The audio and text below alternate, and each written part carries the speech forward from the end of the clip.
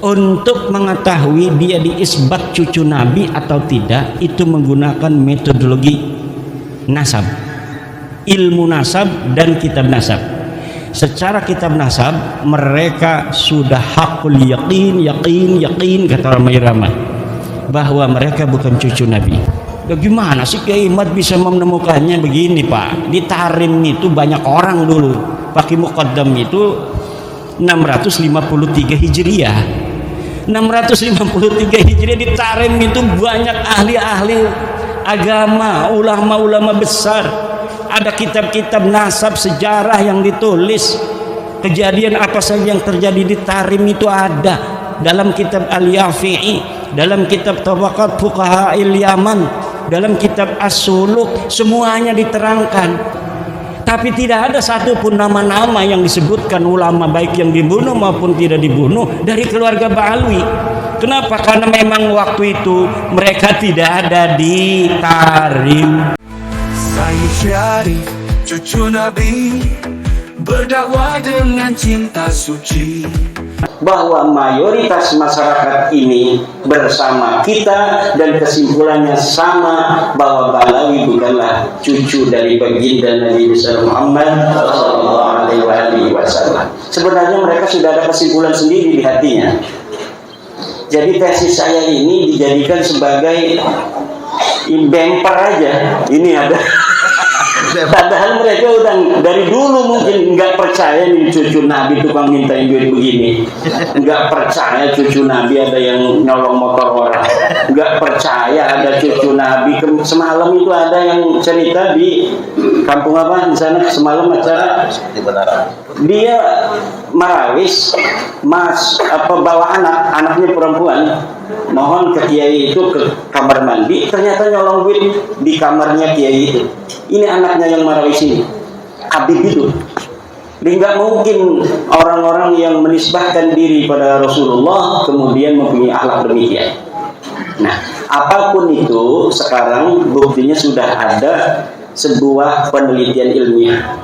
Sebelumnya penelitian firasah masing-masing itu sekarang sudah mendapatkan sebuah cantolan hukumnya yang secara ilmiah bahwa betul Ba'alawi ini bukan cucu Nabi.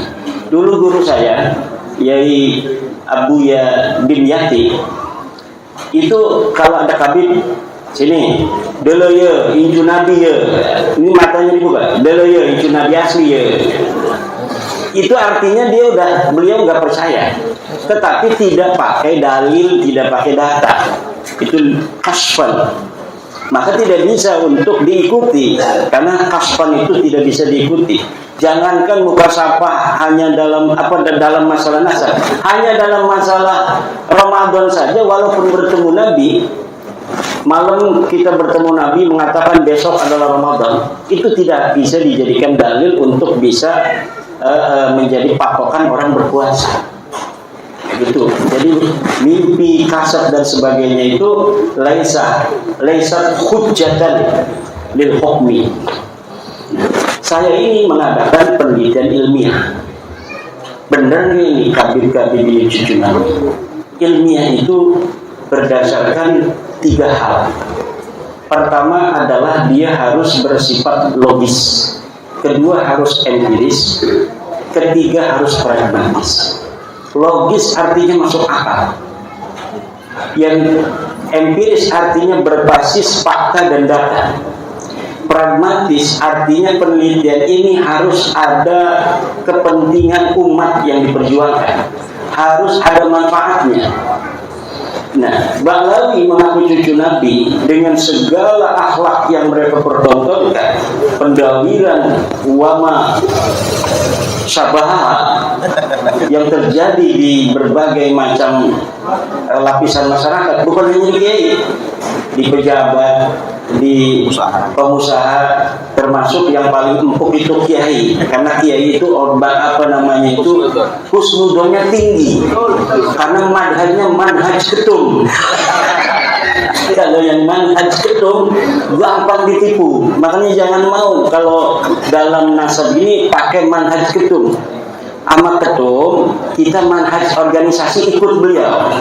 Tapi manhaj Baklawi jangan ikut ketum, karena kita bisa dijajah. Karena Baklawi itu hanya mau mengambil manfaat, mendawil, menekan, itu hanya kepada mereka yang masih husnuzon. Kalau yang sudah merdeka, proklamasi, saya keyakinan bahwa Baklawi bukan cucu Nabi, itu gendangnya Baklawi itu nggak bisa masuk ke kita. Gendang doktrinnya itu bahwa mereka cucu Nabi, kemudian mereka minta uang. Kalau misalnya nggak minta uang, kita ini sungkan, takut kualat, nggak barokah. Itu hilang apabila kita sudah proklamasi bahwa sesungguhnya Baklawi bukanlah cucu Nabi. Hal-hal yang mengenai penelitian ilmiah dan lain-lain saya serahkan pada Kiai Iman. Udah beres.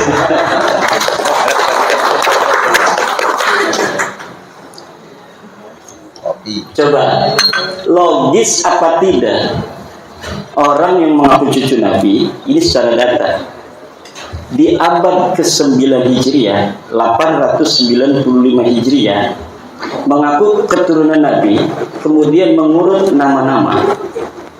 Ali bin Abu Bakar, namanya Sakran nih, 895 Hijriah. Nama saya Ali bin Abu Bakar bin Muhammad bin Abdurrahman Asigar bin Maula Dawilah bin Ali Saibudara bin Ali Al-Ghayyur bin Faqih Muqaddam bin Ali bin Muhammad Sahib Mirbat bin Ali Qalifasa bin Alwi bin Muhammad bin Alwi bin Ubaid bin Ahmad bin Isa. Ahmad bin Isanya 345 Hijriah. Sementara di abad-abad itu sudah banyak kitab nasab. Di abad keempat katanya Alwi ini hidup 400 Hijriah, berarti abad kelima. Di abad kelima sudah ada kitab Tahdhibul Ansab karya Al-Ubaidili 435 Hijriah. Tidak ada di sana mengatakan Alwi ini adalah cucu daripada Ahmad bin Isa. Ahmad bin Isanya disebutkan dia punya anak, kemudian keturunan sampai beberapa keturunan, tapi tidak menyebutkan Alwi ini, buyutnya Rizik Syihab itu, sebagai keturunan baginda Nabi besar Muhammad. Ada juga di abad kelima itu kitab Muntaqilah At-Talibiyah kalangan Ismail Toba-Toba. Ismail Toba-Toba itu 470 Hijriah. Tidak menyebutkan juga bahwa Ahmad bin Isa punya anak namanya Ubaid. Ahmad bin Isanya disebut, dia punya anak namanya Muhammad, dia punya anak namanya Ali, tapi tidak disebutkan dia punya anak namanya Ubaid. Kemudian kitab Al-Mazdi 490 Hijriah karya Al-Umari tidak juga menyebutkan Ahmad bin Isa punya anak namanya Ubaid. Ubaid punya anak namanya Alwi yang jadi Ba'alawi. Tidak ada. Kemudian naik ke abad ke-6, yaitu 597 Hijriah, karangan seorang pakar usul fikih, Imam Fakhruddin Ar-Razi. Beliau juga seorang ahli tafsir, punya kitab tafsir Mafatihul Ghaib, punya berbagai macam kitab sejarah dan lain sebagainya. Idza utliqal imamu fi usulil fiqhi fal muradu bihi Imam Al-Ar-Razi. Kalau dimutlakkan nama al-imam, qala al-imam dalam kitab-kitab usul fiqh, itu maksudnya adalah al-imam Fakhrur Razi. Beliau menulis sebuah kitab berjudul Asy-Syajarah Al-Mubarakah wa hasara fihi anna aulada Ahmad bin Isa al-Muqidin munhasirun fi salasati bani. Anaknya cuma 3. Siapa? Muhammad, Ali, Husain. Itu 597 Hijriah. Beliau menulis kitab itu. Wafat 604 Hijriah. Beliau punya anak murid, namanya itu Al-Fakhri juga, ngarang kitab namanya Al-Fakhri. Al-Marwazi nama murid beliau, itu 614 Hijriah. Di situ juga disebutkan nama Ahmad bin Isa, dan tidak disebutkan Ahmad bin Isa ini punya anak namanya Ubaid, punya cucu namanya Ali. Tidak ada. Mereka tidak disebut keturunan Nabi pada 614 Hijriah. Kemudian ada kitab Al-Asili 700 Hijriah. Kemudian ada kitab As-Sabatul Musal 787 Hijriah. Kemudian ada kitab Umdatul Talib As-Sughra 828. Ada kitab Umdatul Talib As-Sughra karya orang yang sama Ibnu Ainabah 828 Hijriah. Sampai abad ke-8, abad 9 awal ini tidak ada orang yang menyebutkan ahli nasab itu bahwa Ba'alawi keturunan baginda Nabi besar Muhammad SAW. Padahal mereka sudah ada itu di abad 9 itu, mereka sudah mulai mengaku sebagai turun Nabi. Ali bin Abu Bakar As-Sakrani ini sudah mengaku keturunan Nabi di abad 9. Tapi orang-orang Yamannya saja itu tidak ada yang mencatat mereka sebagai keturunan Nabi di abad 9 itu. Maka saya sebutkan ada 550 tahun kosongnya riwayat antara pengakuan dan orang yang diaku. Orang yang diaku 345 Hijriah, mereka mengaku 895 Hijriah, hitung pakai kalkulator 550 tahun. Itu kalau kita mau kasihan. Itu versi kasihan itu 550 tahun itu. Versi yang tidak kasihan dalam ilmu nasab itu, dalam ilmu nasab, sebuah kitab sejarah la yuqaddamu bihalin ala ma yusbituhun nasabun. Ilmu sejarah, sejarawan tidak bisa didahulukan dari apa yang telah ditetapkan oleh ahli nasab. Sedangkan Ali As-Sakrani ini ngarangnya kitab sejarah tasawuf dan amalannya. Maka walaupun ada susunan dia menyebutkan nama sampai Ahmad bin Isa, itu sebenarnya dalam ilmu nasab tidak dianggap sama sekali. Adanya nama mereka itu muncul dalam kitab nasab, dalam kitab Tuhfatul Talib 996 Hijriah. Itu kalau dihitung 651 tahun. Cuma dalam kitab Tuhfatul Talib yang menyebut nama-nama mereka itu, Alwi sudah ada di situ tuh.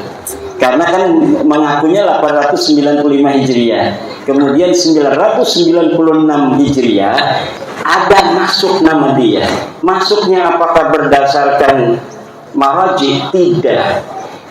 Orang yang mengarang kitab itu, Tuhfatul Talib, namanya As-Samarqandi, mengatakan, saya melihat fi ba'dit ta'alik dalam sebagian kertas-kertas ta'alik. Jadi bukan berdasarkan marajih dari kitab-kitab, tetapi berdasarkan apa yang dia temukan dari kertas yang ada di pinggir jalan. Dia nemuin aja. Wah, dari bin masukin aja supaya kitab saya agak banyak lah. Itu hanya begitu saja. Di dalam ilmu nasab, ida urifal wadi'u intafal istidlal. Apabila ditemukan dan diketahui pemalsunya, maka istidlal itu hilang.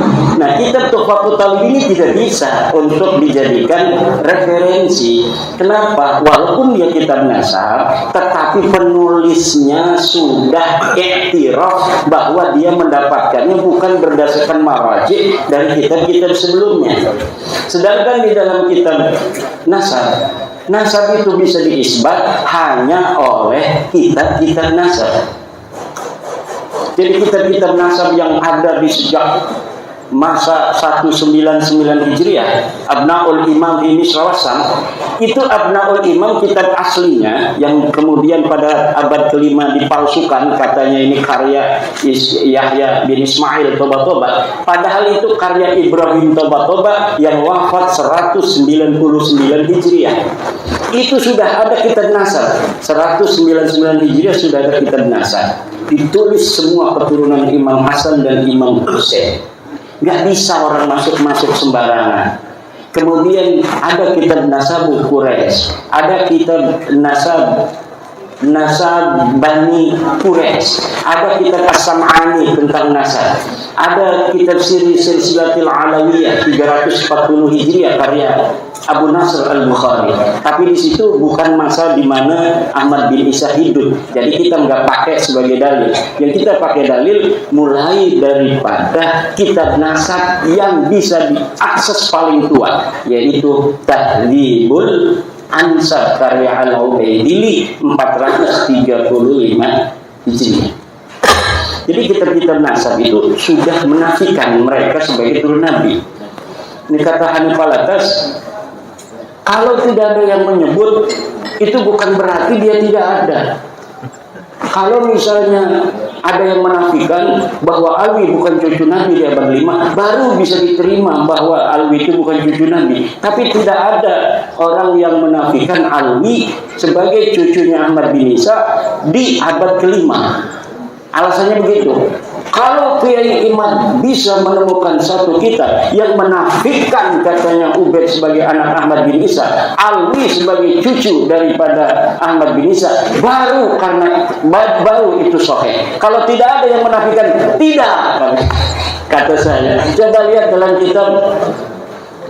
kitab tauhid yang kecil aja, kitab Syarah Aqidatul Awam. Kitab apa itu? Karya Ibrahim Lakani, Tuhfatul Murid ya. Tuhfatul Murid itu bagaimana? Sesuatu yang sah untuk dinafikan adalah sesuatu yang subut. Sesuatu yang bisa ditiadakan adalah sesuatu yang ada.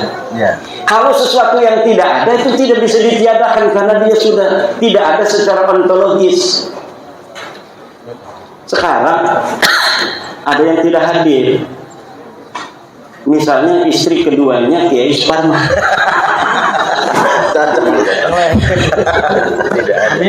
Istrinya ada, makanya saya candai.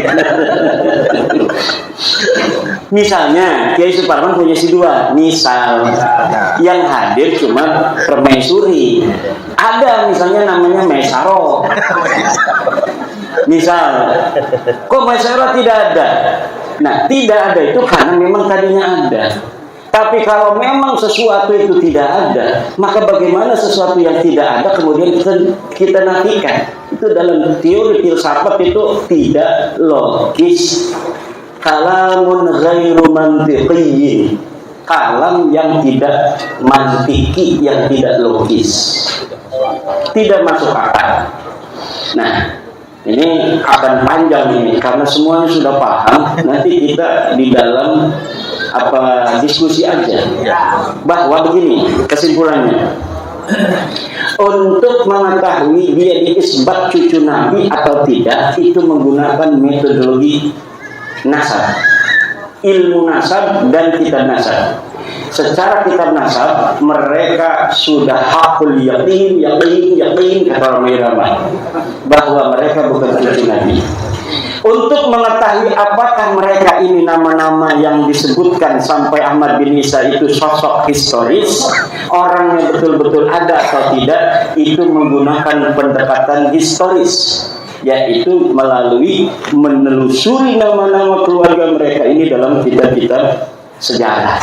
Dan dalam penelitian penelusuran saya mengenai nama-nama keluarga mereka, dari mulai Abdurrahman Segaf, kakeknya Ali Abdul Bakar As-Sakran, Abdurrahman As-Segaf punya ayah katanya namanya Muhammad Maula Dawilah. Ini adalah sosok yang fiktif. Dari mulai Muhammad Maula Dawilah punya ayah Ali Sahibud Dar, Ali Al-Ghayyur, Faqih Muqaddam, Ali bin Sahib Mirbat bin Ali Qoli Qasam bin Alwi, sampai Ubaid, itu semuanya sosok ahistoris. Orang fiktif yang namanya diurut begitu saja demi untuk mencapai ketersambungan sampai Ahmad bin Isa yang sudah sahih sebagai keturunan Nabi.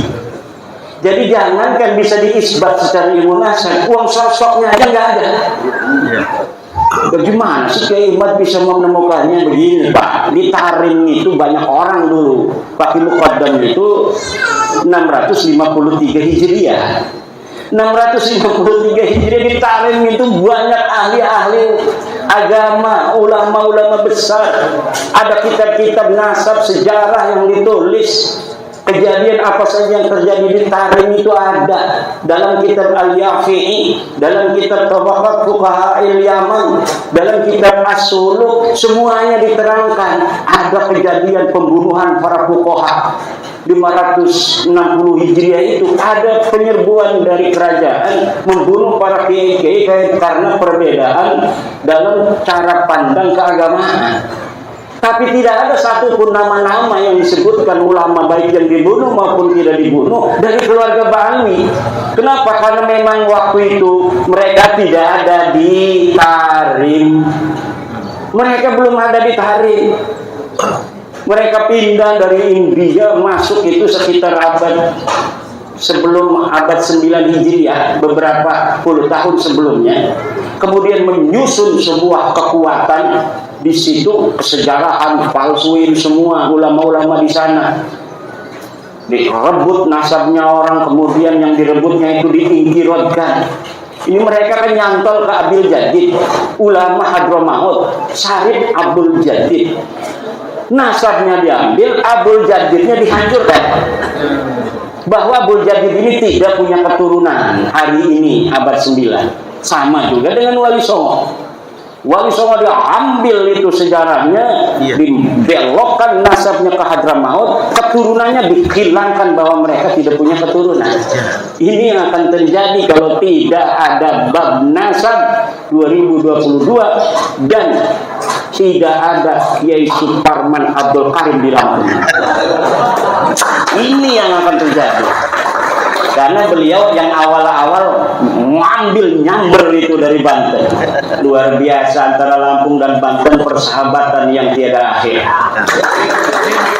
Dari zaman dulu, dari zaman Sultan Maulana Hasanuddin, bukan di Banten dulu, punya istrinya di Lampung dulu. Di Lampung dulu, beliau itu punya istri di Lampung. Karena istrinya putih, anaknya putih. Kemudian dia dinikahi nama ayahnya dengan anaknya Raden Patah Demak. Ya namanya orang Demak kan ya kayak orang Demak di banyak tuh. Nah, datanglah ini dari Lampung si putih ini. Siapa kamu?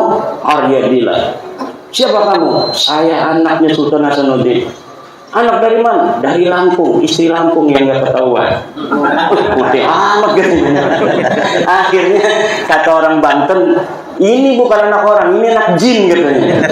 Jadi Sultan Hasanuddin lagi di hutan katanya nemu wanita cantik padahal bukan orang.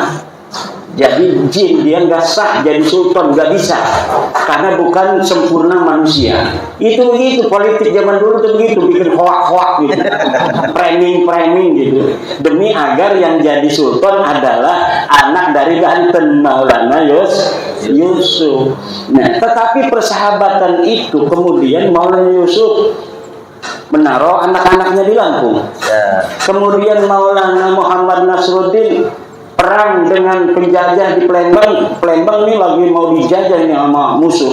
Itu yang ngebantu dari Banten dengan Lampung. Lampung, siap kita perang membela Palembang. Dari Lampung, siap. Nah ini sekarang ini nih, jangan-jangan ini cucunya waktu dulu. Nah kemudian sejak masa Maulana Muhammad Nasruddin kepada anaknya Abdul Mafahid Mahmud Abdul Qadir, kemudian pada anaknya juga Sultan Abdul Ma'ali Ahmad, pada anaknya Sultan Tirtayasa. Sejak Sultan Tirtayasa itu kemudian baru ada Belanda di Banten. Di Lampung juga sama. Di sana dikuasai Belanda, secara politiknya ini juga dikuasai oleh Belanda. Tetapi tetap masih rajanya Raja Banten, ini rajanya dari Lampung Banten. Sunan Gunung Jati pun kesini juga. Jadi bukan hanya Sultan Hasanuddinnya, Sunan Gunung Jatinya sebelum itu juga pernah ke Lampung dan menyebarkan Islam, walaupun belum diterima secara masif. Nah makanya alhamdulillah bab nasab ini mengumpulkan yang terserah itu. Sejarah-sejarah kesatuan kesejarahan Nusantara ini hari ini kembali menjadi perhatian semua bangsa. Dan kebetulan saya yang pertama kali tertarik untuk itu, dan secara kesejarahan saya memiliki hubungan dengan berbagai macam leluhur-leluhur Nusantara ini. Jadi dulu itu di Banten itu ada ini ya. Jadi ada Sumedang, Banten, saingan. Tapi ada orang yang turunan Sumedang dan turunan Banten. Ini yang menjadi pengadem-ngadem, diem-diem. Dan itulah leluhur saya. Jadi yang bisa bikin adem ini. Kemudian dengan Mataram saingan juga, walaupun saudara, sama-sama keturunan Pemanahan, Ki Ageng Pemanahan. Tapi kemudian beberapa generasi Banten dan Mataram bersaing. Siapa yang bisa untuk merekatkan, mengadem-ngadem? Iya, namanya Raden Arya Wangsakara. Kenapa? Karena dia dekat keturunannya juga dengan raja-raja di Mataram. Jadi ini kebangkitan Nusantara hari ini itu tidak kebetulan. Tapi memang sudah waktunya Bahlawi ini ketahuan oleh Kiai Isom bahwa dia bukan cucu Nabi. Tanpa penelitian saya, Kiai Isom ini udah yakin 100%. Beliau orang yang sangat pemberani. Beliau berani jadi saksinya Ahok juga demi kebenaran. Kata Kiai Isom, dianggap kafir saya, tinggal syahadat lagi aja. Kata Gus Dur, orang dianggap kafir gampang sekali, jangan marah, tinggal syahadat lagi aja kok repot. Nah, demikian nanti kita kembangkan. Nah, satu lagi itu dari nasab, sejarah, fikih kan. Orangnya nggak ada. Jangan ada rapat orang-orang yang tidak ada. Nanti ngeliang-ngeliang ininya nih. Fatihah kita kemana-mana nggak diterima langit, nggak terima bumi. Ila hadrati faqih muqaddar. Jangan hadaratin dulu, buktikan dulu ada apa tidak itu orang. Nggak ada. Orang sibuk ngomong Faqih Muqaddam kafir. Ditanya sama Gus Ajis Jazuli, Yai gimana Faqih Muqaddam, setuju nggak kalau dia kafir? Kata saya nggak setuju. Kenapa Yai? Karena memang orang kafir itu harus punya taklif, mukallaf, syaksun, harus ada jongotnya ini. Sementara Faqih Muqaddam itu laisa syaksun tarikhiyyan, bukan manusia historis, tidak ada di masa lalu, namanya hanya ditulis saja, kemudian sejarahnya satu persatu dirangkai, diglorifikasi pada ratusan tahun setelahnya. Semakin lama semakin besar itu glorifikasinya, seakan-akan kemudian diyakini lebih dari orang-orang historis. Padahal orang ini sama sekali tidak ada. Tetapi kenapa hari ini orang kalau hadarat Faqih Muqaddam rasa masuknya? Itu perasaan-perasaan, input informasi yang selama ini menjejal di dalam alam bawah sadar. Karena manusia itu bahkan mengalahkan Syabdul Qadir Jilani. Karena manusia itu Pak, apa yang dia simpulkan adalah apa yang masuk daripada informasi-informasi yang tersedia. Walaupun dia kadang-kadang memahami bahwa informasi itu palsu, daripada tidak ada informasi, maka informasi itulah yang akan dia jadikan patokan untuk menjawab berbagai macam pertanyaan yang ada dalam dirinya. Untuk apa? Menenteramkan jiwa saja. Menenteramkan jiwa. Nah sekarang sudah tidak boleh lagi. Karena apa? Adzannul bayyinu khata'u itu la ibrah. La ibrata bidzannil bayyini khata'uhu. Tidak boleh dihitung, tidak masuk reken dzan yang sudah jelas salahnya. Jadi madhab ketum itu berbahaya untuk tradisi pendawiran.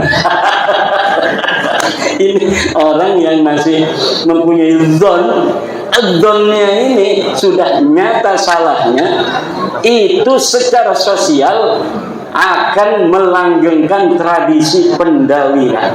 Maka khusus dalam babu Bahlawi jangan ikut madhabnya Gus Yahya. Bahaya untuk diri kita ini. Nanti kita akan bisa untuk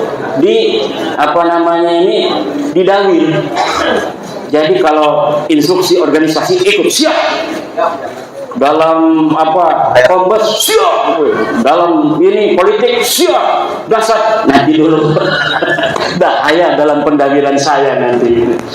Nah, ada fotonya Gus Yahya di rumah.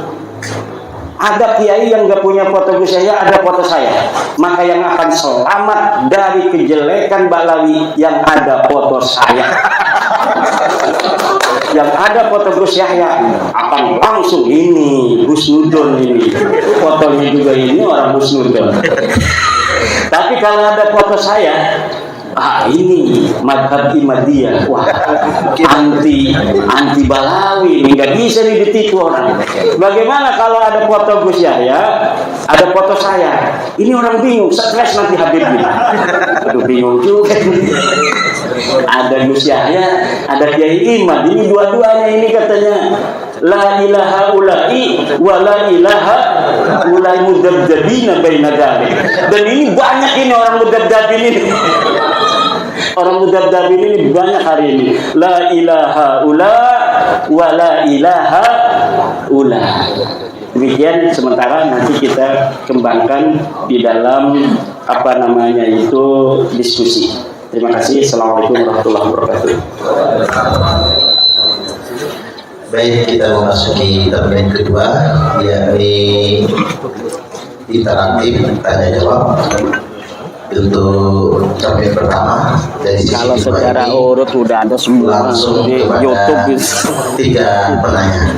Ngacu dulu ya, langsung 4 di depan nih, Bapak. 4 di depan, mikrofonnya buat sudah ada ngomong. Perkenalkan nama nih. Nama yang Kita lihat. Iya. Dari rumah ya. Nama, alamat. Assalamualaikum warahmatullahi wabarakatuh. Waalaikumsalam. Perkenalkan ini saya namanya Fadli. Kebetulan dalam struktural NU menjadi ketua LWPNU, Lembaga Wakaf dan Pertanahan NU Kabupaten Bengkulu. Artinya sama pribadi. Saya termasuk orang yang lama mengagumi Romo Yai Imaduddin Usman Al-Bantani, sebab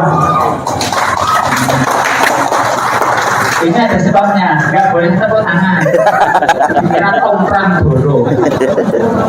Sebab saya sudah lama lewat perantara teman membeli sebuah buku kronik perjalanan ilmiah jadi Imaduddin Usman Al-Bantani yang mengungkap dan membahas tentang nasab Ba'alwi. Hari ini saya bisa dipertemukan secara langsung dengan beliau. Dan di buku itu ada gambarnya Kiai Som. Nih, teori ilmiah ya, yang ada gambar Kiai Som kan ya. Hari ini langsung dengan orangnya, alhamdulillah energi gagah. Terus yang kedua, analisa yang disampaikan oleh Romo Yai ini benar-benar makul, artinya jeli, teliti dan ilmiah. Oleh sebab itu ada hal yang sampai detik ini masih ganduli. Ini karena prinsip ini orang Jawa semua rata-ratanya masih ganduli atau termemori di dalam pikiran saya. Saya minta pandangan Romo Yai bagaimana dalam realita yang ada kadang-kala di masyarakat, terutama warga Nahdlatul Ulama atau warga Nahdliyah. Ini dalam realitanya ini bagaimana cara menghadapi tips-tips orang yang mengaku turunan Rasul. Ini langkah kita bagaimana dikaitkan dengan negara Kesatuan Republik Indonesia ini menganut asas Bhinneka Tunggal Ika. Jangan sampai salah langkah. Ini Polri hadir nggak? Hadir. Jangan sampai nanti teguran kita mengganggu Kamtibmas. Ini langkahnya di mana? Karena kita menganut asas Bhinneka Tunggal Ika 1. Yang kedua ini, diskusi ini adalah menjaga kesucian nasab Rasulullah Shallallahu Alaihi Wasallam. Yang ini secara pribadi saya memperoleh input masukan secara pribadi umumnya untuk seluruh hadirin karena tidak semua orang ahli dan memahami tentang ilmu nasab. Tujuan diskusi ini ialah untuk memberikan pencerahan pada kita. Yang pertama pencerahan intelektual, yang kedua pencerahan emosional, yang ketiga adalah pencerahan spiritual. Harapannya supaya kita mampu membedakan asinnya garam dan asinnya upil. Ya, garam asinnya endingnya sehat karena yodium. Upil saya cocok dengan yang disampaikan oleh Yaji Somodin. Ini kalau upil ini asin tapi penyakit, jangan sampai penyakitkan kita. Maka diskusi ini bukan hanya sekedar tepuk tangan. Saya sangat cocok bagaimana ini nanti Yai gayanya ya Hasyim Mujadi Somodin atau yang lain forum, kita harus ada action nyata. Apa aplikasi action nyatanya? Setelah diskusi ini, coba bikin sebuah petisi, pernyataan, tanda tangan supaya negara hadir untuk bagaimana ini tidak jadi fenomena dalam masyarakat.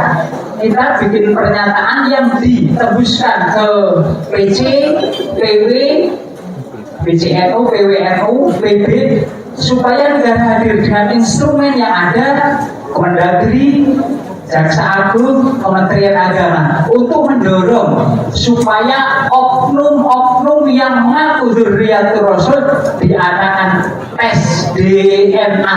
Ini kayaknya sangat efektif. Cocok. Ojo untuk tangan kok. Ya nih, Gus Isom ada tangan, saya di bawahnya berarti tetap dia yang di depan. Itu aja. Sekian. Ini untuk yang kedua ada follow up yang diminta dari seluruh jamaah. Terakhir untuk Pak Yai Suparman. Ini nanti kita tahunya warga masyarakat PW itu tahunya Persatuan Wartawan Indonesia. Harapannya Yai Nasiruddin ada kiprah nyata dibikin setiap kecamatan PWI, karena nanti asumsi dan persepsi dikira wartawan. Sedangkan perjuangan Wali Songo Indonesia harapannya setiap kecamatan diadakan PAC dan PAC PWI sampai terakhir kita aja. Assalamualaikum warahmatullahi wabarakatuh. Langsung aja terus. Langsung ke kedua. Langsung lanjut yang kedua. Asmani. Keren. Nama saya Khairul Anwar. Khairul Anwar. Pak Ustadz Aruli di PWNU saya selaku kelas bumi. Oh, mantep ya. Karena membawa amanah dari teman saya, Profesor Dr. Agus Senior. Oke, Agus Senior. Saya sudah singgung terkait tentang nasab dari Balawi, tapi tadi belum disinggung atlas Wali Songonya. Nah, ini harus dikolaborasi agar dalam kita menggawani Islam Nusantara menjadi kuat dan kokoh. Karena apa? Tadi saya sudah banyak sekali orang-orang Londo, apalagi Londo Blangkon. Banyak Londo Blangkon, orang-orang Jawa sing menyaplok ngaku nasabe Wali Songo. Padahal ya biasa saja pakai korban, pakai ceramah di medsos gabungan, tapi ini hanya ngaku tulisannya Wali Songo. Nah ini saya mengusulkan kepada PBI pusat nanti agar ada penguatan kapasitas terkait para pengurus dan aktivis di PBI agar supaya tidak gagal paham bahwa PBI itu adalah persatuan bangsawan, tapi perjuangan Wali Songo. Berarti ada laskarnya, komandan laskar juga harus mempunyai jiwa sakti adalah menegakkan Dzurriyyatur Rasul. Jadi di PWI masuk enggak? Ya, di PWI masuk belum. Untuk Nanti kita mampu melakukan belum gabung PWI kan? Tim-tim kita dulu sebelum ke yang lain-lainnya. Kalau di abad 4, 6, 7 jauh banget bahas ini, tapi di abad 12 ke atas, zaman Majapahit, zaman Mataram, sampai pada zaman Wali Songo yang hari ini tentu agak bisa diterima secara logis maupun empiris. Terima kasih. Pertanyaan dari saya seperti itu agar supaya nanti ada strategi khusus dalam penguatan untuk agar kita bisa membumikan Islam Nusantara ke bumi dan masuk ke seluruh pelosok negeri. Terima kasih. Assalamualaikum warahmatullahi wabarakatuh. Profesor Kiai Khairul Anwar. Yang kedua tadi masih di depan semua. Nih. Masih di depan semua.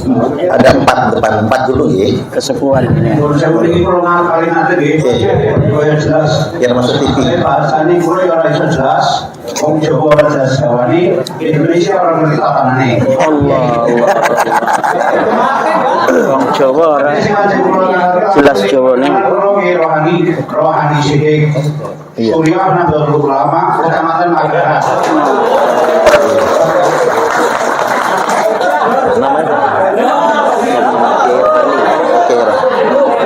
Kata Kiai Parman tadi jangan nyebut NU ya, takut nanti. Ternyata nyebut sendiri Pak.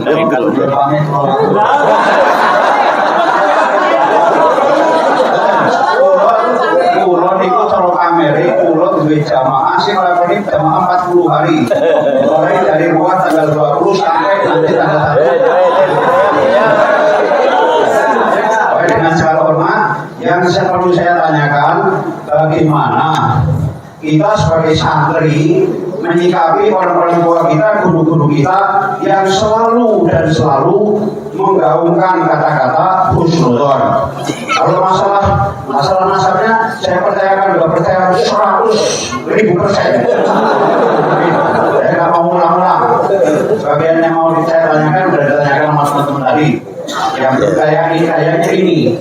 Bagaimana caranya kita menyikapi guru-guru kita, teman-teman kita, masyayikh kita yang selalu mengedepankan husnudzon. Sementara keadaan nyata sudah terjadi berbagai pembelokan sejarah. Ya, ada. Termasuk Jerman di dalamnya. Betul?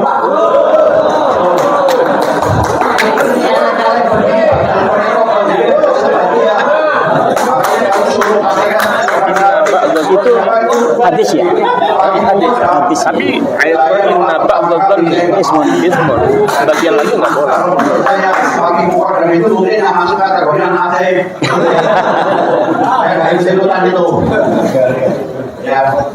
Yang penting saya tanyakan gitu ya, bagaimana? Karena kebanyakan kiai-kiai santri-santri seperti saya itu masih taklid pada gurunya.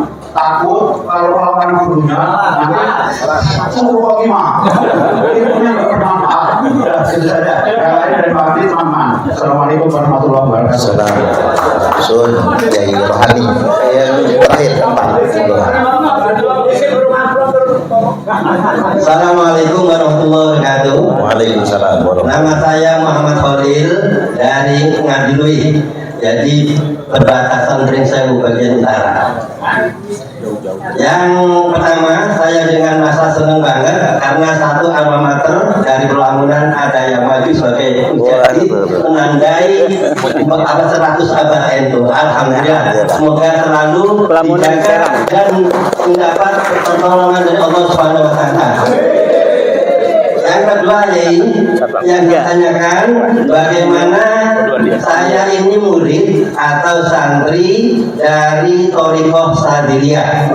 Sementara mursyid sekarang sudah jelas banget melakukan pemalsuan makam dan banyak menyimpangkan sejarah. Apakah masih saya teruskan untuk Thariqah saya ini? Dan saja, assalamualaikum warahmatullahi wabarakatuh.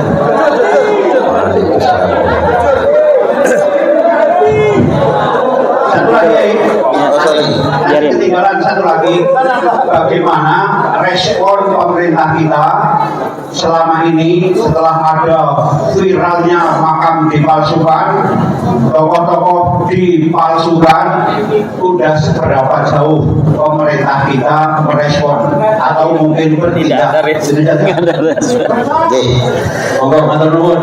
Baik, saya ingatkan sedikit.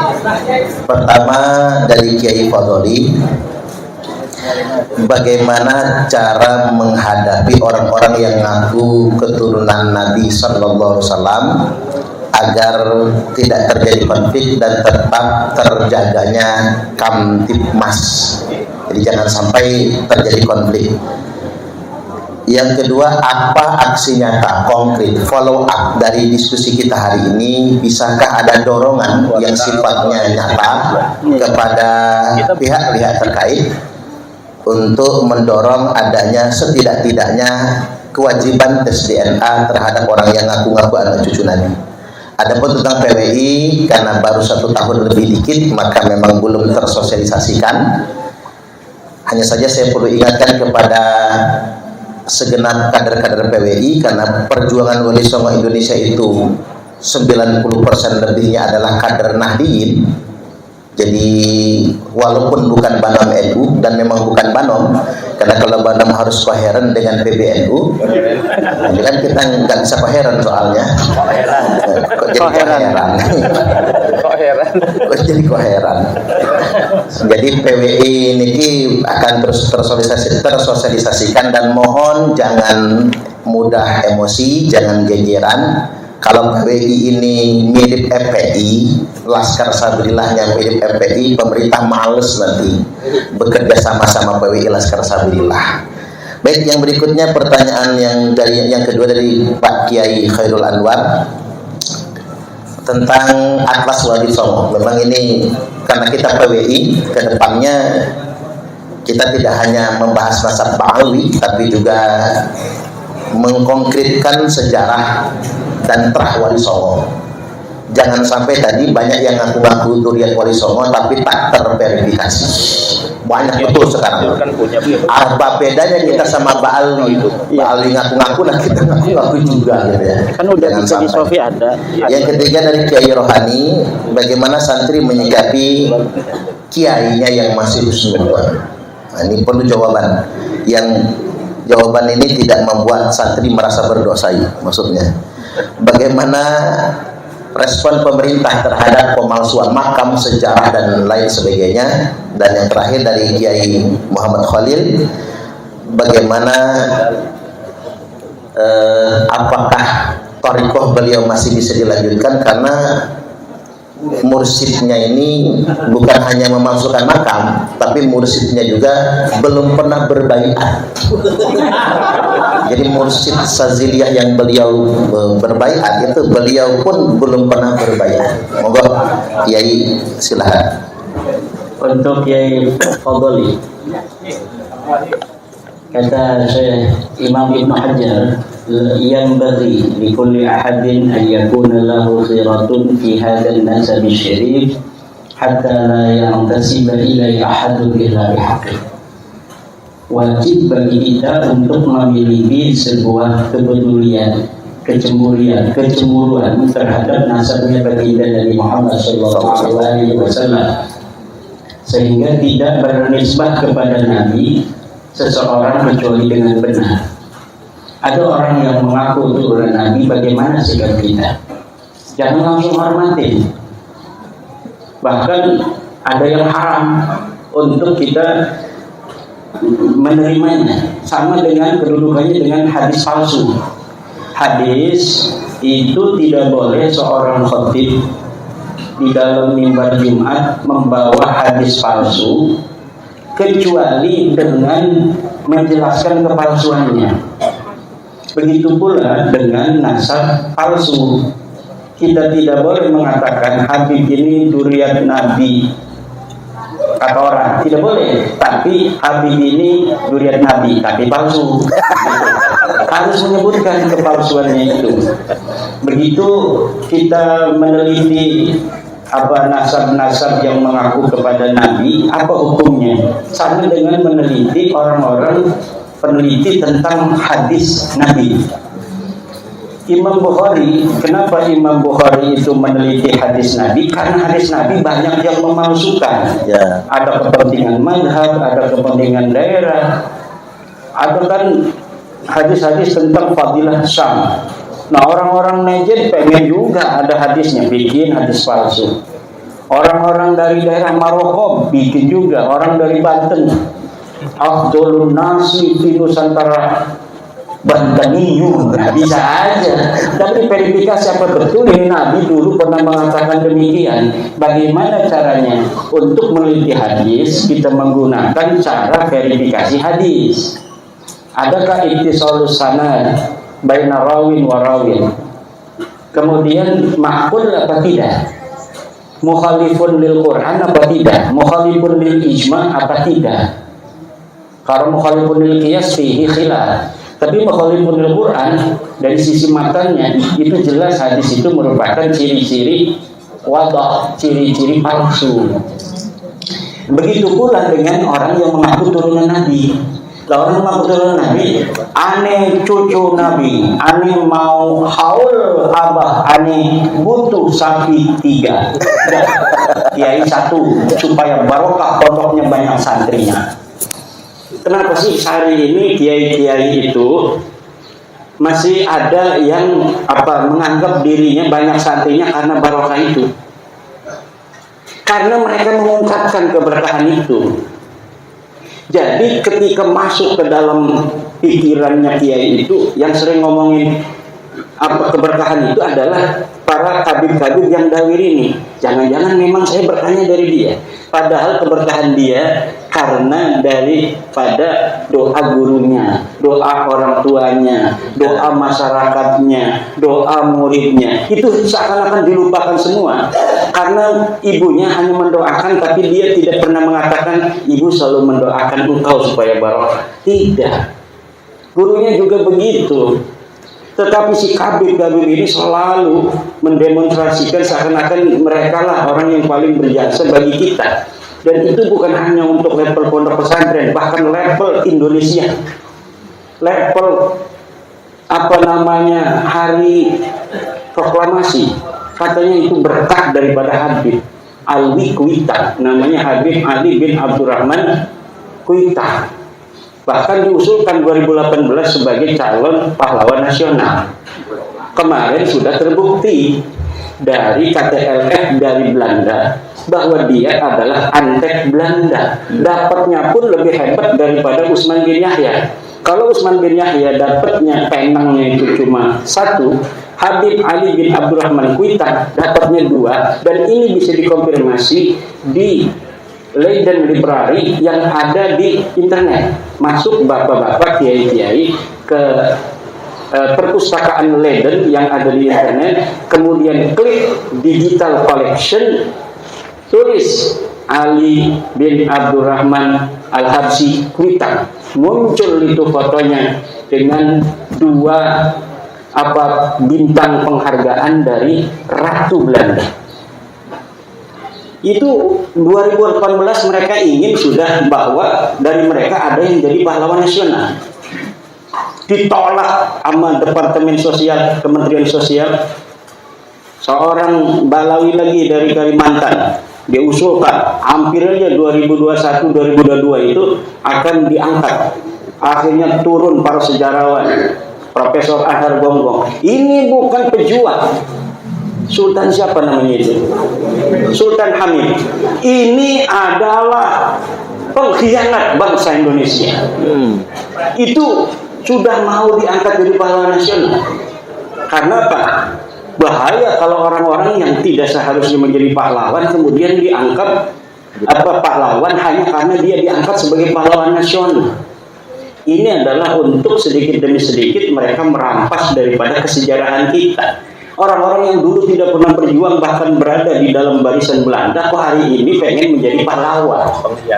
Pengkhianat masa lalu, hari ini hanya dengan cerita palsu dan kualat modalnya kemudian akan menguasai daripada kesejarahan kita. Ini yang terjadi, Kiai Fadli. Jadi, aneh cucu Nabi, mana susunan silsilahnya? Oh, ini Pak Kodam, fiktif. Mana tes DNA-nya? G, India, itu mah, itu orang tua kasus. Mana sejarahnya? Kitab-kitab sejarahnya? Husnudzon aja, nggak mau. Begitu, itu harus tegas kita. Kemudian untuk Kiai Les Bumi. Emang Les Bumi ini ketuanya sekarang ini Kiai Jadul Maula itu adalah ketua lembaga Banum NU yang berani ngundang saya di pondoknya di Kaliopak. Dia nggak takut-takut ngundang saya di sana di Kaliopak. Akhirnya ditegur, kenapa ngundang Kiai Imam? Kiai, waduh saya ditegur ini. Biarin aja, kata saya, masa anak buahnya Kiai Agus Sunyoto takut. Kita akan bicara tentang Kiai Agus Sunyoto. Itu beliau punya penelitian panjang tentang para orang-orang yang mengaku sebagai turun Nabi. Kenapa? Karena Wali Songo diatribusikan ke Ba'alawi oleh kaum Ba'alawi. Kemudian Profesor Agus Sunyoto ini meneliti secara manuskrip masa lalu bahwa ditemukan kapan itu dibelokkannya Wali Songo ke Ba'alawi. Itu sama dengan hasil kesimpulan saya. Itu baru di antara 1930 1969. Apa itu? Hari produktifnya Salim bin Jindan. Karena apa? Semua narasi dan proposisi bahwa Wali Songo adalah Ba'alawi, termasuk manuskrip tentang Syekh Khalil Bangkalan. Saya pernah ke Bangkalan bertemu dengan cucunya yang punya manuskrip, katanya ke Ba'alawi, Sunan Gunung Jati, Sunan Ampel, Sunan Giri, dari naskahnya Mbah Khalil Bangkalan. Kata saya, ini siapa yang nulis? Apakah Mbah Khalilnya? Bukan, ini seorang habib namanya Salim bin Jindan. Itu sebelum bab nasab. Rumel itu katanya punya manuskrip arba'innya Syarif Abil Jadid. Itu pun ditulis oleh Salim bin Jindan 1930 1969. Mana kalau berani Rumel bawa sini itu manuskrip. Manuskripnya kan sudah ada itu di blog santri itu punya PBNU dulu, bukan di blog, di web Desantri apa namanya itu, bahwa Salim bin Jindan punya sebuah kitab hadis yang dipoto oleh wartawan dari PBNU, kemudian ditaruh di internet, kita bisa akses sampai sekarang. Saya bandingkan dari sisi penelitian teks dan tekstualitas, bahwa tulisannya itu sama dengan tulisan Salim bin Jindan, manuskrip yang dibawa oleh Rumel di Rabita Alawiyah ketika debatan itu. Saya screenshot, saya bandingkan, identik bahwa ini adalah tulisan Salim bin Jindan. Siapa Salim bin Jindan? Salim bin Jindan telah diteliti oleh para pakar-pakar dari Ba'alawi sendiri. Aiman Al-Habsyi, Muhammad Al-Habsyi menyimpulkan bahwa Salim bin Jindan orang yang mempunyai penyakit melankolia, yaitu orang yang selalu membayangkan sesuatu terjadi dari ruang hampa, kemudian dia yakini sebagai sebuah kebenaran, kemudian dia catat. Jadi karena ada yang mengatakan di abad 9, yaitu Ali Asakron, bahwa Syarif Abul Jadid yang seorang muhaddis ini adalah sepupu daripada leluhur mereka, maka mereka kemudian membuat sebuah kitab yang riwayat sanad hadisnya itu seakan-akan misalnya Alwi menerima sanad dari Syarif Abul Jadid. Padahal Alwi ini tokoh fiktif, Syarif Abul Jadid ini adalah tokoh historis yang ditulis oleh para sejarawan. Tapi Salim bin Jindan membuat 40 hadis yang riwayat-riwayatnya itu memasukkan di situ nama-nama tokoh-tokoh fiktif dari Ba'alawi ini. Dan itu sudah diteliti oleh orang Ba'alawi sendiri. Karena dari tokoh Ba'alawi juga kan ada sejarawan. Walaupun mereka juga, saya sudah dapat menyimpulkan tukang bohong juga. Mereka tukang bohong juga. Tapi kalau ada saingannya berbohong, mereka juga nggak mau. Mereka membongkar itu bohong katanya. Kenapa? Mereka nggak mau dikalahkan bohongnya kan. Nah itu sudah jelas bahwa penelitian Kiai Agus Sunyoto almarhum itu sudah menurut saya tinggal disempurnakan. Beliau memang ada riwayat Wali Songo ke Ba'alawi. Selain itu ada riwayat Wali Songo ke Musa Al-Khatib. Kenapa sampai banyak begitu?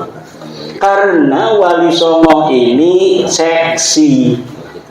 Wali Songo ini seksi, banyak orang yang mau mengatribusikan dirinya pada kesejarahan Wali Songo. Untuk apa?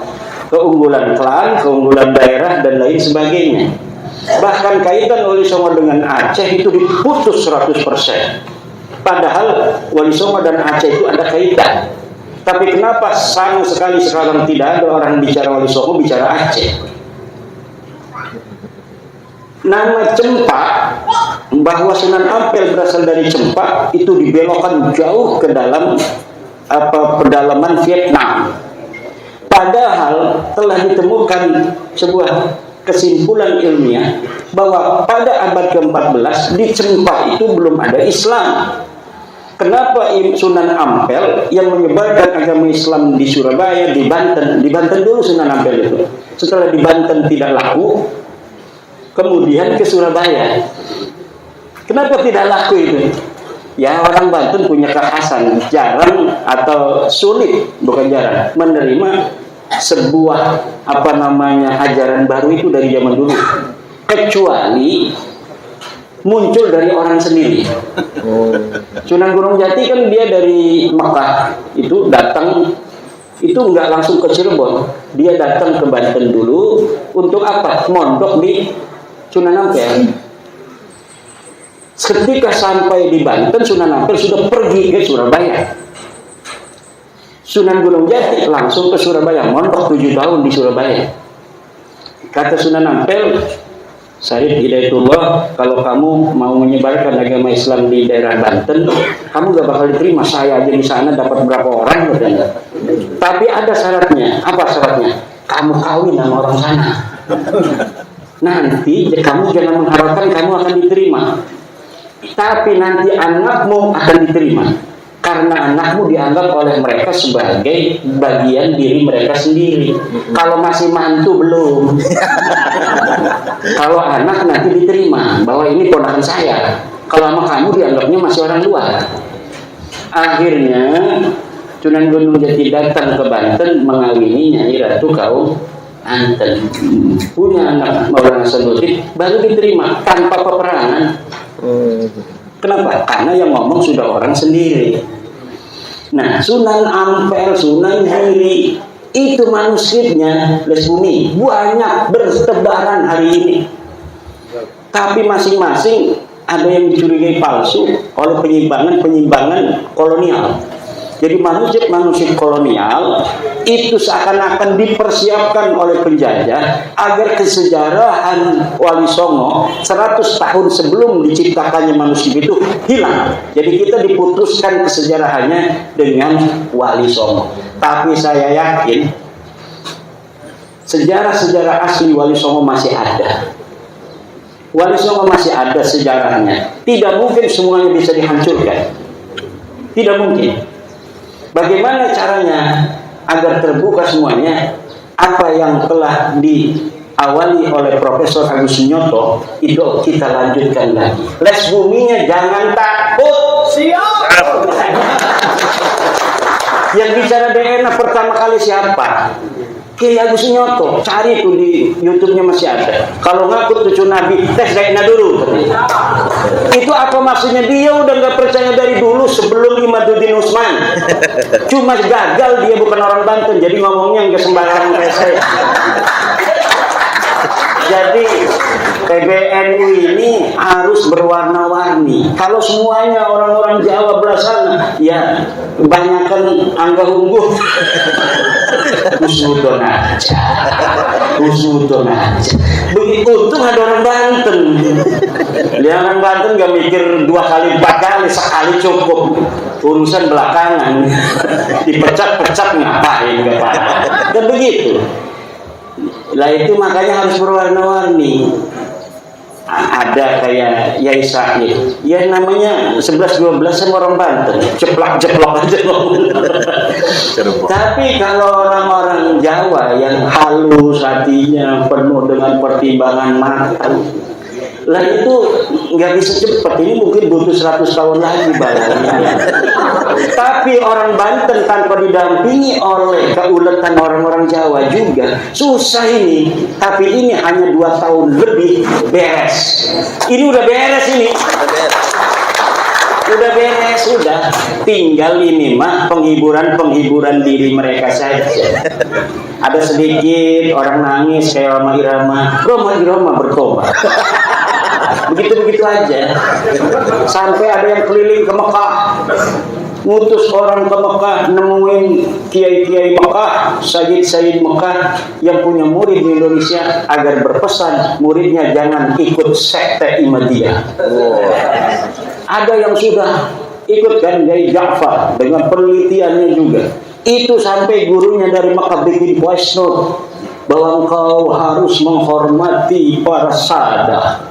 Kata Kiai Ja'far, coba dibalas ke gurunya. Iya, saya hormati sadah, tapi Bahlawi bukan sadah. Ngelawan dia sama gurunya juga. Kenapa itu? Karena dalam tradisi kita nanti sama Kiai Rohani ya, ini akan ada ketersambungan dengan pertanyaan Kiai Rohani, bahwa kalaulah seorang murid yang berbeda dengan gurunya harus kualat, maka Imam Syafi'i orang yang pertama kualat kepada Imam Malik. Imam Ahmad bin Hanbal orang yang pertama kualat kepada Imam Syafi'i. Abu Hasan Asy'ari orang yang pertama kualat kepada Ali Al-Jubai.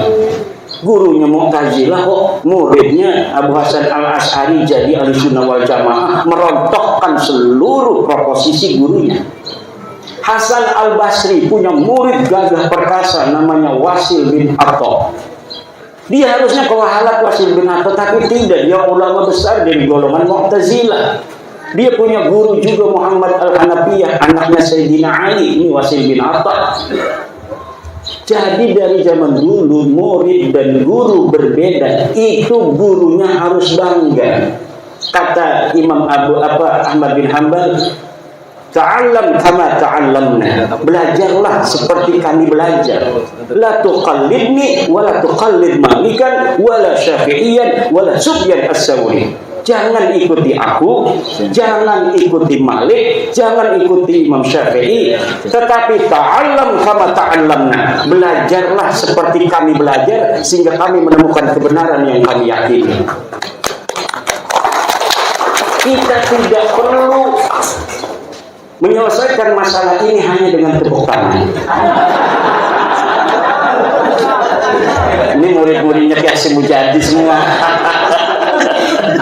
Kiai Hasyim Mujadi itu begitu kalau ceramah. Kemudian dari siapa? Pelamunan, Kiai Khalil Pamunan.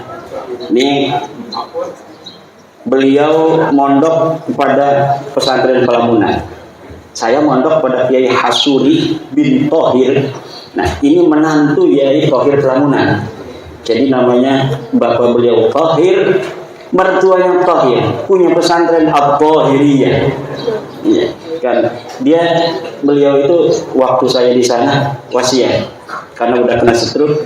Imam kalau abah wafat nanti tolong dimakamkan dekat makamnya Abah Thohir. Pengen dekat dengan mertua. Kalau nggak boleh di pagernya. Kalau nggak boleh juga di luar pagar. Kalau nggak boleh juga baru di pondok ini. Akhirnya dimakamnya di pondok tanpa meminta ke sana karena anak-anaknya pengen juga dekat dengan Abah. Itu dulu Yai Thohir Pelamunan mondok kepada Yai Husain Cerita, kepada Yai Tubagus Abdul Halim, mantan Bupati Serang. Tubagus Abdul Halim mondok kepada Kiai Husain Cerita, pada Syekh Nawawi At-Tanara Al-Bandani. Jadi itu generasi keempat. Syekh Nawawi kepada Kiai Husain Cerita dekat dengan Caringin, kepada Kiai Abdul Halim pada Kiai Pelamunan. Kalau mau cepat langsung kepada Kiai Husain, enggak kepada Kiai Tubagus Abdul Halim. Karena Kiai Thohir Pelamunan juga selain mondok kepada Kiai Abdul Halim, mondok juga langsung karena masih hidup Kiai Husain Cerita. Begitu pula saya mondok kepada Kiai Habib Tubagus Hasuri Thohir, mondok kepada Kiai Kiai itu Bagus Hasuri mondok kepada Kiai Thohir Pelabunan. Setelah dari Kiai Thohir Pelabunan mondok juga kepada Kiai Abdul Halim itu karena masih hidup juga. Tetapi guru saya selalu mencatat Kiai Thohir, walaupun as-sanadul ali bisa untuk meninggalkan yang Kiai Thohir, tapi karena apa? Karena lil barokah wa tabarruk, maka walaupun as-sanadul adna yang lebih panjang itu yang diambil oleh guru saya. Untuk apa? Agar nama-nama guru kita tidak hilang. Walaupun di dalam ilmu sanad itu kan ada as-sanadul ali, ada as-sanadul dani itu. Kalau lebih sedikit itu hebat.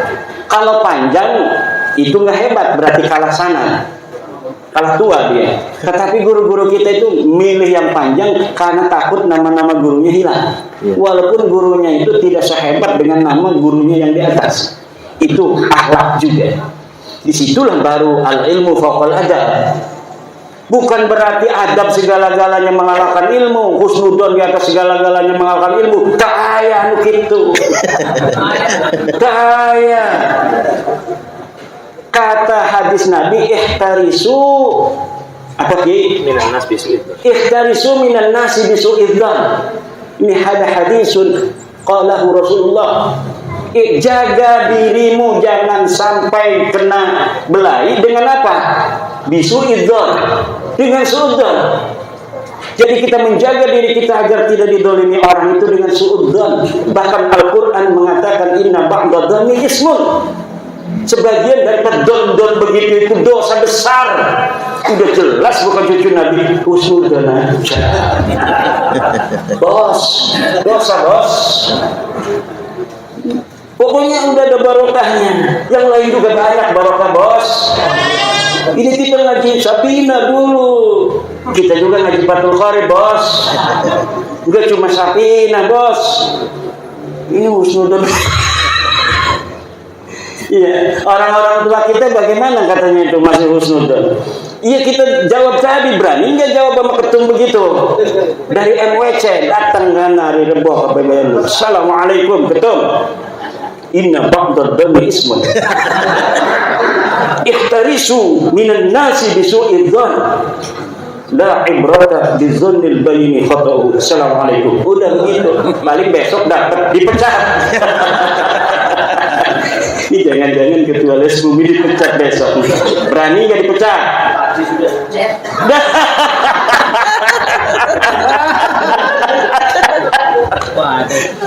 Enggak, kita ini bercanda aja. Kenapa? Karena kita tahu sebenarnya beliau-beliau itu sama dengan kita. Sama dengan kita. Mereka juga sayang kepada masyarakat Nahdlatul Ulama. Tetapi ada pikiran-pikiran orang tua kita yang pikirannya lebih bijaksana daripada kita. Understand? Tadi tuh Kiai Fadli itu terkaitnya. Jadi ada sesuatu yang besar yang masih dipikirkan. Kalau yakinnya udah yakin, mereka itu seyakin-yakinnya Balawi bukan cucu Nabi. Ngomong husnudzon itu berarti enggak percaya. Mangkola bi husnudzoni huwa fi yaqinin annahum laisu min dzurriyyatin nabi. Orang yang ngomong kalau ditanya husnudzon aja, itu berarti enggak percaya. Understand? Jangan yes.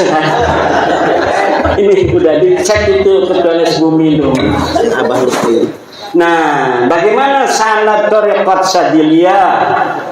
Masih diterusin enggak? Batal apa? Batal. Udah.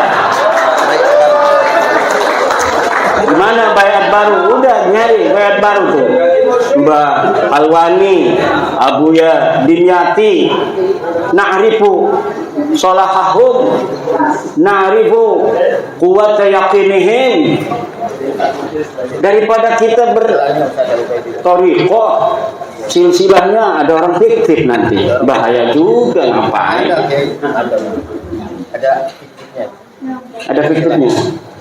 Iya kan saya juga thariqahnya dari Banyumas juga ada. Saya thariqah Khalidiyah Naqsabandiyah. Dari Mbah Malik, Mbah apa bapaknya Mbah Malik? Mbah Ilyas. Lah Mbah Malik itu thariqahnya Qadiriyah Naqsabandiyah. Bagaimana dia katanya mengambil dari Mbah Malik tetapi dapatnya Syadziliyah? Aneh bin ajaib. Tanya tuh sama keluarganya yang ada di sana. Alhamdulillah, saya juga ikut di Qadiriyah Naqsabandiyah. Masya Allah. Lumayan ceritanya itu. Ya udah, yang satu itu batalin aja udah. Ngapain? Cuma harus istighfar dulu. Astagfirullahaladzim, astagfirullahaladzim, astagfirullahaladzim min kulli dambin adimin wa tarikat palsu. Sudah istighfar begitu baru. Jangan diingat-ingat lagi yang lalu biar berlalu. Faqad madha ma madha. Juga dalam hati kita nggak perlu ada kebencian. Nggak perlu. Yang penting mereka mengakui bi annaka lasta min dzurriyyatina. Cukup itu. Karena dengan itu aman semua sentosa masa depan anak-anak kita. Nggak bakal kayak kita lagi nasibnya dibodoh-bodohin terus begini. Saya itu membayangkan kalau misalnya kita ini tidak teguh hari ini, maka 100-200 tahun lagi anak cucu kita seperti kita dan kakek-kakek kita lagi. Jadi korban. Bahaya. Gak mau saya anak-anak cucu saya nanti jadiin kayak kita, kayak orang tua kita kemarin-kemarin. Dihina-dina. Ada beberapa YouTube itu orang yang ngaku turun Wali Songo, ya karena namanya keturunan Wali Songo, keturunan Nabi, dia pakai Habib, dipukulin orang aja, dipukulin. Ini katanya kata Imam Malik, siapa orang yang mengaku keturunan Nabi maka yudrobu wa yushur wa yusharu hatta yatuba. Dia harus dipukul dan dipiralkan sampai dia bertobat. Karena dia mengaku-ngaku turunan Nabi, bukan turunan Nabi. Kata dia tuh sama kiai itu. Kiainya nggak berani melawan. Ini sama cucu Nabi juga. Tapi sekarang sudah tahu dia bukan cucu Nabi. Kalau mau jangankan ngegaplok begitu, nyelentik aja mungkin udah mati tuh orang. Kalau sekarang itu gak bakal itu. Karena apa? Orang-orang kita sudah punya energi kekuatan. Gak bisa lagi itu disembarangin, dihina-dina, gak bisa. Dulu siapa sih lidahnya yang paling tajam menghina-hina kiai-kiai NU? Mereka. Iya banyak. Rizik Syihab menghina Kiai Abdurrahman Wahid radhiyallahu anhu. Buta mata, buta hati. Setiap apa saja keputusan PBNU selalu dikomentari, selalu di framing negatif untuk menjauhkan umat Islam dari PBNU. Kiai Islamuddin ini salah satu korban yang dianggap mereka sudah murtad. Yai Said Agil Siraj beberapa tempat mau ceramah ditolak oleh mereka. Gus Nuril lagi ceramah diturunin masa lalu itu oleh mereka. Bahkan ada Khabib di Bogor itu berpesan pada jamaahnya, jangan masukkan anak-anak, ibu-ibu dan bapak-bapak ke Ansor Banser. Jangan. Islam Nusantara, anus aliran Nusantara. Itu mereka dulu. Sekarang nggak diundang aja. Kemarin datang ke PBNU itu. Kemarin LBNU bikin acara ngundang Roma Irama. Itu Habib itu ada yang datang sengaja, nggak diundang juga. Untuk apa? Supaya nempel bernaung di gedung PBNU. Framing kebetulan ada Mukhyiddin di PBNU-nya. Ini yang selalu ngasih informasi. Ada acara, ada Roma Irama, nanti supaya kelihatan duduk bareng. Ini ada Kiai Anu, nanti supaya kelihatan duduk bareng. Ini ketum mau datang, Habib suruh duduk supaya kelihatan bareng sama ketum yang husnudon itu. Nah ini dikerjain. Jadi ada intel dia itu di PBNU itu. Akhirnya kelihatannya seperti itu. Padahal apa yang nampak bukan apa yang sebenarnya terjadi. Apa yang nampak bukan apa yang sebenarnya terjadi. Kita harus yakin bahwa orang-orang tua kita di PBNU pun sayang pada kita, tidak mau kita warga NU ini dijadikan bancakan oleh orang-orang yang mengaku cucu Nabi palsu itu. Sama, cuma caranya beda. Selagi orang tua kita pura-pura nggak ngerti di depan publik, kitanya juga pura-pura nggak ngerti juga. Kayak begini ngomongnya. Jadi semuanya menapaki perannya masing demi apa? Kemaslahatan kita bersama. Juga demi kemaslahatan NKRI. Tadi ada yang bertanya, Kiai Fadoli, ini kita harus jaga NKRI. Siapa orang yang lebih cinta pada NKRI daripada orang NU? Nggak ada. Kurang apa itu kita orang NU untuk bangsa dan negara ini? Kita 32 tahun tidak dikasih kesempatan apapun oleh negara. Apakah kita marah? Enggak. Bahkan kita yang 1984 mengatakan menerima ajas tunggal Pancasila. Padahal ketika itu kita tidak diberi ruang apa-apa. Seluruh orang-orang kaya di PBNU yang punya pabrik itu ditutup pabriknya, tidak punya akses. 32 tahun di masa Soeharto. Tapi kita tidak pernah marah kepada negara dan bangsa yang kita cintai ini.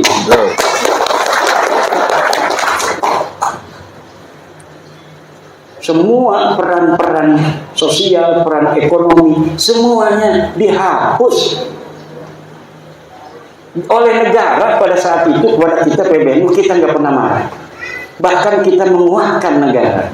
Karena apa? Negara ini adalah sebagai sebuah wasilah kita untuk menjaga kedamaian bangsa, menjaga kedamaian umat Islam yang ada di atas negara ini.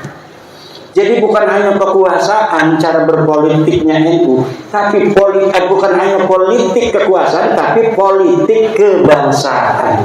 Apa artinya politik kebangsaan? Kita melahirkan pikiran-pikiran politik bagaimana bangsa Indonesia ini bisa aman, tentram, bisa makan, bisa minum, hak-haknya tidak bisa diambil orang. Coba kalau nggak ada polisi, orang punya motor bisa diambil. Coba lihat itu, kalau misalnya ada mobil bawa semangka jatuh, itu semua diguyur orang. Karena apa? Itu adat bahwa kalau jatuh begitu tidak diarah, tidak diambil lagi, maka diguyur. Kalau misalnya di Indonesia ini setiap komunitas tidak ada itu pemerintah, orang naruh motor ambil, ada orang bawa istri diambil, nggak ada polisi, nggak ada hukum kok. Maka negara ini adalah sebagai wasilah. Ad-daulatu wasilatun la ghayatun. Negara adalah wasilah, bukan tujuan. Maka bentuk dari sebuah negara sebenarnya bagi Nahdlatul Ulama tidak penting, tetapi fungsi-fungsi li salahid dunya wa din itu harus ada. Dan NKRI ini adalah saat ini yang terbaik bagi kita, bahwa NKRI telah mampu untuk memerankan dua tujuan utama daripada dibentuknya negara, yaitu li salahid din wa dunya, untuk kepentingan agama dan dunia. Apa kepentingan agamanya? Kita begini aja nih, lagi diskusi PWI, pondok-pondok pesantren Spring Sewu, negara hadir. Kata siapa negara nggak hadir? Hadir negara itu, lihat di belakang bapak-bapak polisi kita. Dikasih rokok enggak sama panitia, suruh duduk begitu lama. Ini negara berarti sudah hadir. Negara hadir untuk kepentingan bersama, bukan hanya kepentingan yang hadir hari ini, tapi untuk kepentingan semuanya. Cara berpikir kita harus cara berpikir the founding father bangsa kita dan the founding father daripada Nahdlatul Ulama. Nah, kalau pemimpin negara kita mempunyai kesetiaan, itu kondisional. Tapi kecintaan dan kesetiaan kita pada negara ini bersifat final. Kalau kepada pimpinan negaranya kondisional. Kalau sesuai dengan kepentingan Nahdlatul Ulama, kepentingan bangsa secara umum, kita dukung. Kalau tidak sesuai dengan kepentingan bangsa secara umum dan lebih khusus kepentingan kita sebagai Nahdlatul Ulama, ya kita tidak dukung. Tetapi kita tidak mendukung hal-hal yang menjadi kebijakan yang tidak sesuai dengan kepentingan Nahdlatul Ulama, tidak menjadi sebab kita memusuhi negara. Tidak bisa. Orang yang hari ini berbeda politik misalnya dengan pemerintah, kemudian dengan itu dia ingin menunjukkan bahwa kalau tidak kerjasama politik dengan aku, kamu akan menjadi chaos, kemudian dia tega membuat chaos ini bangsa dan negara, maka dia sama sekali tidaklah berjalan di atas jalan daripada the founding father Nahdlatul Ulama. Karena kalau kita berjalan di atas the founding father Nahdlatul Ulama, yang menjadi titik sentral fokus kita adalah bangsa. Bangsa ini bisa aman tentram, bisa makan, bisa minum dengan aman, bisa ngaji, bisa ibadah karena ada negara. Maka menjaga keamanan negara juga wajib. Sekarang lagi demo. Ini konstitusional demo. Tetapi kita juga harus paham apa yang telah diputuskan oleh pemimpin-pemimpin kita juga tujuannya untuk kepentingan kita. Yang paling berbahaya adalah kalau anak-anak kita masih bisa disusupi, kemudian pemimpin kita disusupi untuk bertindak anarkis terhadap anak-anak kita, atau anak-anak kita disusupi untuk bertindak anarkis untuk mengacaukan bangsa dan negara. NU di sini selalu berperan sebagai sebuah wasit untuk kedamaian dan perdamaian, keamanan, ketertiban bangsa dan negara kita. Termasuk bab nasab itu pun cara berpikirnya sama, ya Ibu Doli. Kita yang harus paham. Ini udah selesai, Mbak lagi bukan cucu Nabi. Roma Irama kan sampai nangis. Kenapa Roma Irama nangis itu? Karena dia terharu pada Habib yang ada di sebelahnya itu baik sekali. Roma mau ini ngambil tisu, diambilin. Ini Bang Haji, jangan batalin lagi ya dan matinya. Itu Roma terharu, ini baik banget ini Habib. Padahal saya batalin dia, tapi kok baik banget dia. Nggak kayak Rizik Syihab. Rizik Syihab itu ketika dibatalin marah-marah sama Roma. Ada orang tua Bangka, penyanyi dangdut, dia mengaku-ngaku ulama, batalin nasab orang. Nah, Roma Irama itu orang Banten, bos. Kalau ditantang-tantang begitu makin nyingkin. Makin nyingkin orang Banten, dia itu cucu daripada Sultan Tirtayasa dari ibunya. Nggak paham itu Rizik Syihab sama Bahar. Orang begitu malah ditantang-tantangi, makin menjadi dia, makin menjadi. Tapi ini si Kabib yang hadir di PBNU nggak diundang itu, dia paham.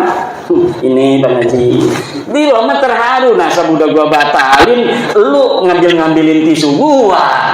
Terharu karena salah satu ciri daripada orang Banten mudah terharu. Ngobrol begini nih. Kalau lagi ngobrol seneng ketawa-ketawa. Tiba-tiba ngomongin kakek yang udah mati waktu dulu pernah dikasih benting misalnya. Itu nangis. Kalau lebaran nggak ada salah apa-apa, kita rangkul-rangkulin dia sambil nangis dulu tuh 2 menit, 1 menit itu. Lagi ngobrol begini bisa nangis. Itu apa namanya, ya mungkin ciri genetik. Roma Irama itu memiliki ciri itu, walaupun tidak semua orang Banten begitu.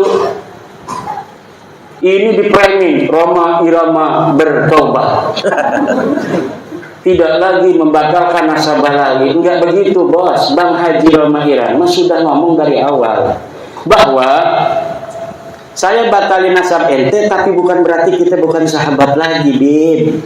I love you, kan begitu ngomong waktu dengan saya itu juga. Waktu sebelum dengan saya, dengan Rumel Abbas, dengan Guru Gembul ngomong begitu juga. Kita batalin nasab, bukan berarti kita putusin hubungan. Yang dulunya ente jual minyak wangi ke rumah aneh, silakan jual minyak wangi lagi. Kalau aneh punya duit, bayarin. Kalau kagak, ya enggak apa-apa. Jangan maksa-maksa lagi. Yang punya tetangga Balawi nggak usah pindah rumah, bos. Seakan-akan ketika dia bukan cucu Nabi kita jijik, kemudian nggak begitu. Nah, Bang Haji itu begitu cara berpikirnya. Jadi terharu nih sama Habib yang baik ini, ngambilin segala apa yang dibutuhkan dia. Itu di framing katanya bertobat, nggak bisa, bos. Dia keyakinannya udah hakul yakin. Hakul yakin itu nggak bisa dirubah, bos. Nih, ini yang ada masih mukibin hatinya. Apa benar? Lah ini masih mudabdabin bena dalika begini. Ini sampai rumah dia tuh begini. Hei bos, yang masih saya udah kasih sebenarnya. Udah kalau baca buku saya 690 halaman males, malam aja istikharah.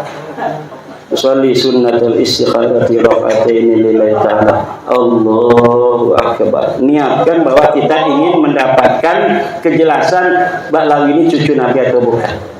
Kemudian setelah itu salam berdoa, ya Allah, aku memohon daripadamu yang maha tahu. Saya bingung banget mengikuti diskusi di Pringsewu, Kiai Imad menerangkan dengan Kiai Isom, hati saya tersayat, saya tidak terima. Ya Allah, katanya Ba'lawi bukan cucu Nabi, ya Allah. Saya bertanya sekarang kepadamu, ya Allah, yang maha tahu, yang maha rahman, apakah Ba'lawi ini cucu Nabi atau bukan? Kayak Allah aja jawab begitu. Yang jawab Allah, nanti jangan kita. Nah, nanti coba. Walaupun tidak mimpi, fa'alhamaha fujuraha wa taqwa.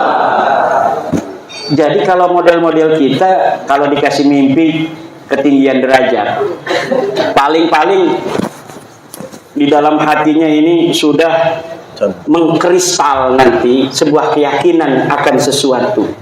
Dan saya yakin keyakinan itu adalah Ba'lawi bukan cucu baginda Nabi besar Muhammad sallallahu alaihi wasallam. Istikharah juga melahirkan keberanian karena kita menyandarkannya sudah kepada Allah Subhanahu wa taala. Kalau kita menyandarkan hanya kepada cara kita berpikir, belum kita menyandarnya pada Allah, kita takut salah. Jangan-jangan Kiai Imad ini salah.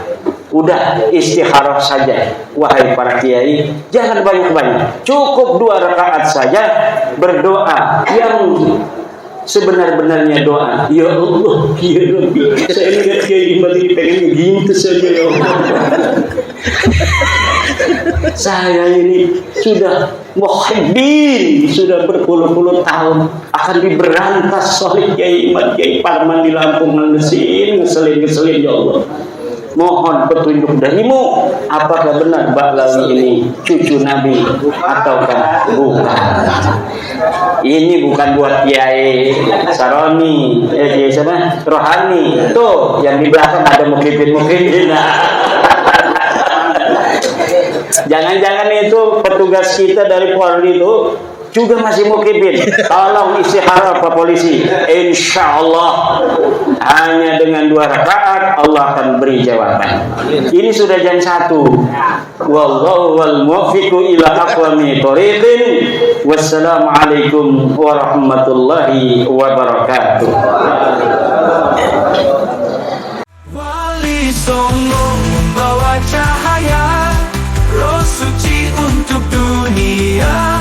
Di hati kita mereka ada, menyatukan jiwa bangsa.